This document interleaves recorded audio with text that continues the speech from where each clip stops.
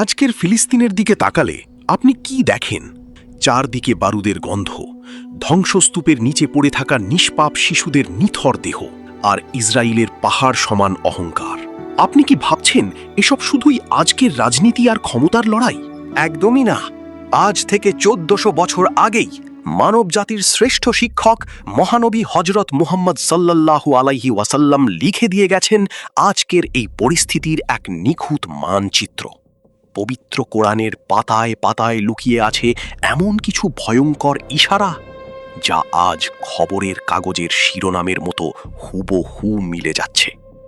আজ আমরা জানব সেই 15টি রহস্যময় ভবিষ্যৎবাণী, যা বিশ্ববাসীকে জানান দিচ্ছে এক মহাপ্রলয় ধেয়ে আসছে, যা জানান দিচ্ছে ইসরায়েলের সময় ফুরিয়ে আসছে। বনি ইসরায়েলের উত্থান। পবিত্র কোরআনের সূরা বনি ইসরায়েলের 4 নম্বর আয়াতে আল্লাহ স্পষ্টভাবে বলেছেন, বনি ইসরায়েল এই পৃথিবীতে 2 বার বড় রকমের বিপর্যয় সৃষ্টি করবে। প্রথমবার তারা ধ্বংস হয়েছিল, আর আজ আমরা দেখছি তাদের দ্বিতীয় এবং চূড়ান্ত উত্থান। কোরআন বলছে তারা ক্ষমতার একদম চূড়ায় উঠবে, অহংকারে অন্ধ হয়ে যাবে। আধুনিক প্রযুক্তি আর অস্ত্রের গরমে তারা আজ ভাবছে তাদের কেউ হারাতে পারবে না। কিন্তু মনে রাখবেন, বেলুন যখন সবচেয়ে বেশি ফুলে যায়, ঠিক তখনই সেটি ফাটে। বিশ্বজুড়ে ইহুদিদের এক হওয়া। কোরআনের সূরা বনি ইসরায়েলের 104 নম্বর আয়াতে আল্লাহ রাব্বুল আলামিন বলেছেন, যখন আখেরাতের ওয়াদা পূরণের সময় আসবে, তখন আমি তোমাদের পৃথিবীর নানা প্রান্ত থেকে এক জায়গায় জড়ো করব। একটু মন দিয়ে ভেবে দেখুন, প্রায় 2000 বছর ধরে ইহুদি জাতি সারা পৃথিবীতে ছন্ন ছাড়া হয়ে পড়েছিল।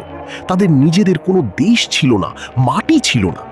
কিন্তু হঠাৎ করে ঠিক জেরুজালেমেই তারা আবার জড়ো হতে শুরু করল। নবীজি সাল্লাল্লাহু আলাইহি ওয়াসাল্লাম এবং কোরআনের এই ভবিষ্যৎবাণী আজ 100% সত্যি। তারা ভাবছে এটি তাদের বিজয়, কিন্তু তারা জানে না তাদের এই এক হওয়া আসলে কোনো বিজয়ের জন্য নয়, বরং কোরআনে বলা সেই চূড়ান্ত ধ্বংসের মুখোমুখি হওয়ার জন্যই তাদের এক জায়গায় আনা হয়েছে।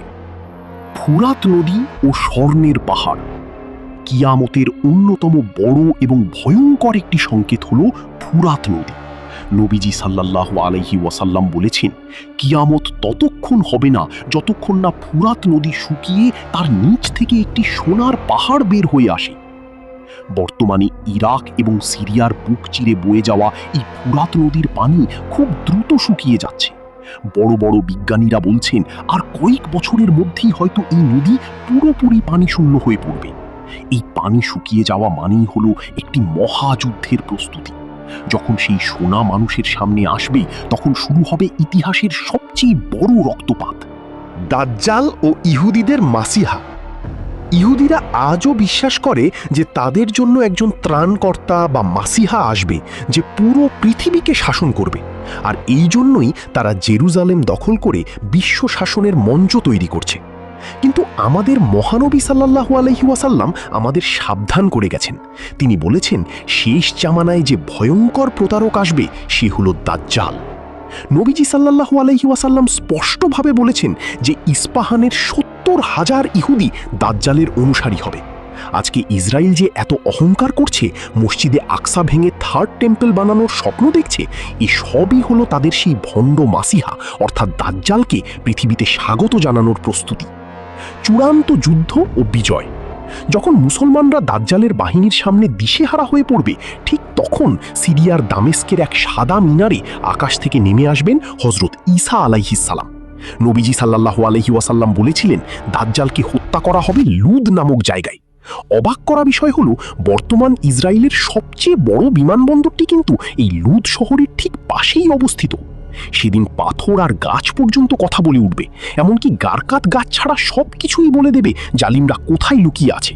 আর এটাই হবে বনি ইসরায়েলের অহংকারের কফিনের শেষ পেরেক। ফিলিস্তিনের মাটি চিরতরে মুক্ত হবে এবং সারা পৃথিবীতে ইসলামের ইনসাফ কায়েম হবে।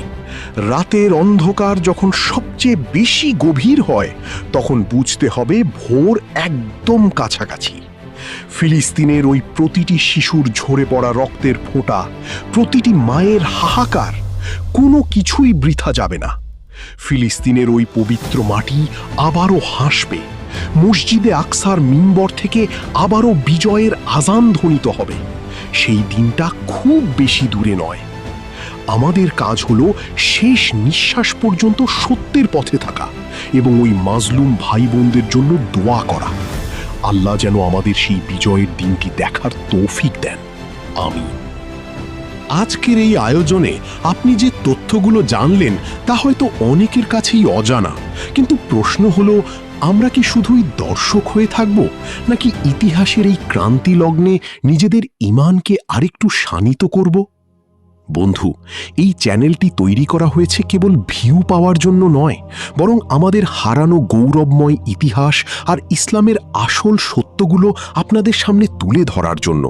আপনি যখন এই চ্যানেলটি সাবস্ক্রাইব করেন, তখন আপনি শুধু একজন দর্শক হিসেবে নয়, বরং সত্য প্রচারের এই মিছিলে আমাদের সহযাত্রী হিসেবে যুক্ত হন।